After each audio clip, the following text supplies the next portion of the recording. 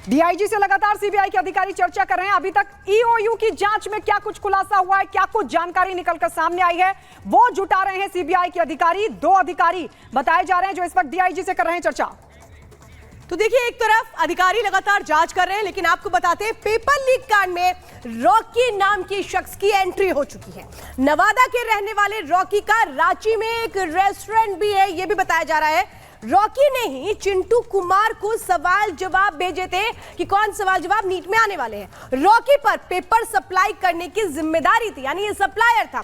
वो पेपर जो लीक हो चुका था उसको इनको भेजा जाना था। अतुल वत्स, अंशुल के सीधे संपर्क में था रॉकी, यानी रॉकी कैसे कैसे कनेक्टेड था। इसको कहा गया पेपर पहुंचाओ, सवाल जवाब बताए गए थे इसको। यानी आप ये समझिए एक एक किरदार जिसकी इस वक्त तलाश है झारखंड में, रॉकी की तलाश में ईओयू की छापेमारी लगातार जारी है, क्योंकि रॉकी अगर पकड़ में आता है तो और भी कई तार खुलेंगे कि कहां किसके कहने पर ये पेपर भेजे गए थे और किस तरह से ये पूरा नेक्सस काम कर रहा था। अगली खबर के लिए रुक करेंगे गायत्री का।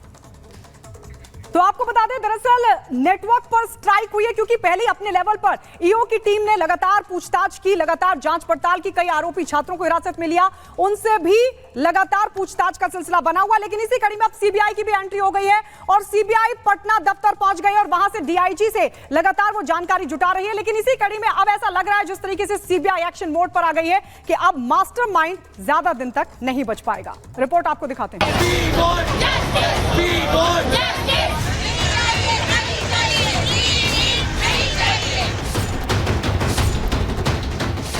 नीट पेपर लीक को लेकर सीबीआई के साथ ईओयू ने भी एक्शन तेज कर दिया है। सीधे तौर पर कहा जाए तो नीट को क्लीन करने की कवायद को लेकर सरकार फुल एक्शन मोड में है।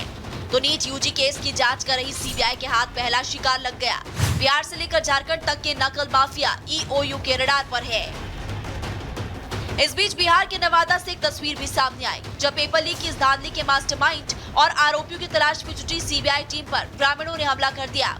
गांव के लोगों ने सीबीआई को फर्जी समझकर मारपीट शुरू कर दी, गाड़ियों में तोड़फोड़ भी की।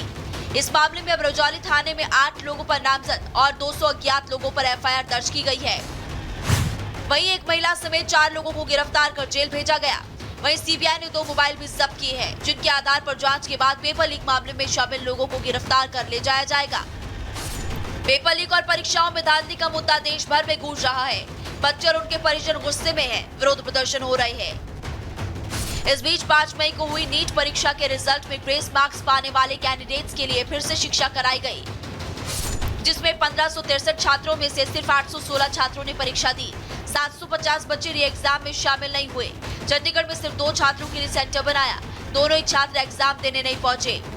पहले मेरे 720 में से 720 आए थे ग्रेस के बाद, और आज का पेपर भी ठीक हुआ है। बट आज का पेपर अगर QRST से कंपेयर करें तो उससे तो हार्ड ही था, और जो हमारा पहले हुआ था MNOP वाला उससे भी हार्ड था।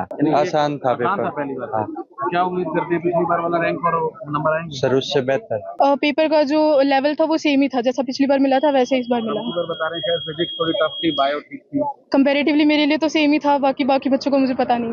मेरी राय ये है कि नीट एग्ज़ाम दोबारा बिल्कुल भी नहीं होना चाहिए, क्योंकि जिन्होंने जेन्युइनली इस बार मेहनत करी है, जिन्होंने जेन्युइनली हार्ड वर्क किया है, जैसे कि मैं जिसने इस बार 12 to 13 आवर्स डेली स्टडी किया था पूरे साल, तो उन जैसे बच्चों के लिए ये बहुत ज़्यादा इनजस्टिस हो जाएगा। पुराना जितनी भी मेहनत थी वो सारी ज़ीरो हो जाएगी। ये वही वाली बात हो गई कि 1 साल इंसान एक पेपर को क्लियर करने के लिए मेहनत करता है, उसके बाद अगर अब रीनीट होता है तो वो हार्डली वो 1 महीने का टाइम देंगे। 1 महीने में किसी का भविष्य ऐसे तय करना तो मुझे नहीं लगता बिल्कुल भी सही है।